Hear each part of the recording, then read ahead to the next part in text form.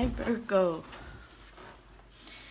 Virgo's Sun, Moon and Rising reading for this week, 5th of August till the 11th. We're going to look at what energies we have underlying for you this week. Soon it is coming to, in general, because when you're moving closer to your birthday season, it is a lot of wrapping up, a lot of closures of cycles. So you'll see that in process now, I'm sure. Okay, let's get you some cards here. What do we have for Virgo this week? Any messages for Virgo this week?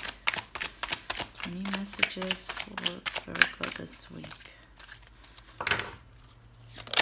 Any messages for... Oop, that's way too many.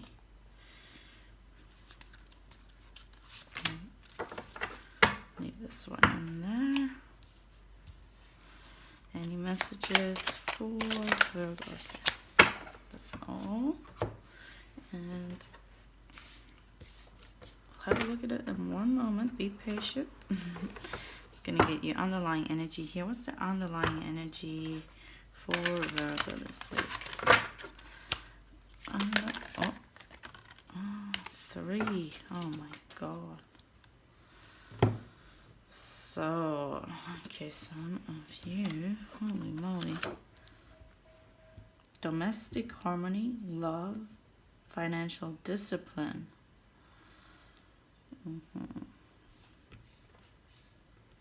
Discipline. So, what are you telling me here? Oh my god.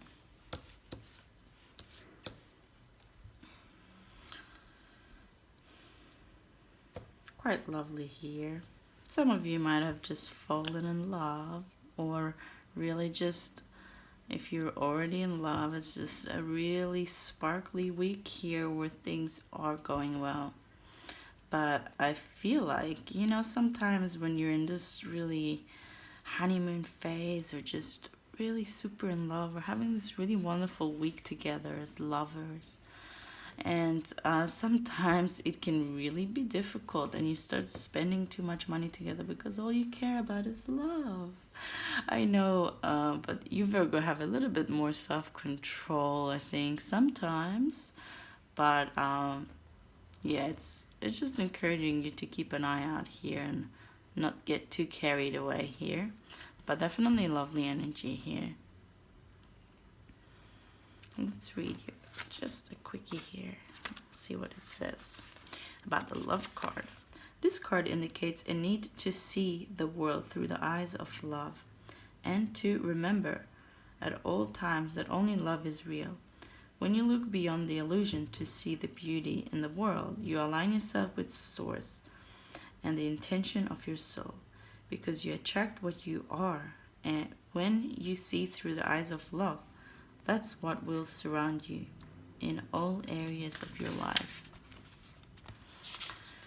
This card also indicates a need to go within to recognize and address any limiting thoughts and beliefs that are holding you back from experiencing love. This is a time when you must ask yourself, am I truly open to giving and receiving love? Do I truly believe I am worthy of love? And do I really believe that love exists for me? That's some interesting message there for you guys. Okay, so let's start with the tarot here. We got the Knight of, is it the King of Swords in reverse? Nine of Wands in reversed. Got the Emperor. We got the Queen of Swords. And we got the Two of Pentacles. Okay, guys. So with the King of Swords in reverse here, there is something you haven't been wanting to express, something in your situation that has been holding back here. You haven't been wanting to take responsibility over your words, over something that is your responsibility here. And I feel like it is because you might have taken on too much here. You've taken on too much responsibility and now it just crumbles. You didn't listen to your inner guides here. And I feel like you've been through a really rough time here. It's been really challenging in this particular situation. And yeah, I feel like, and you got the Queen of Swords here as well. And you got the Two of Pentacles. I feel like you might have be having some struggle. It could be some struggle here within the home with the powers, the power over finances, because you have this as a, so it could be a conflict within yourself or with someone else about how to spend your money here. What is important, Virgo?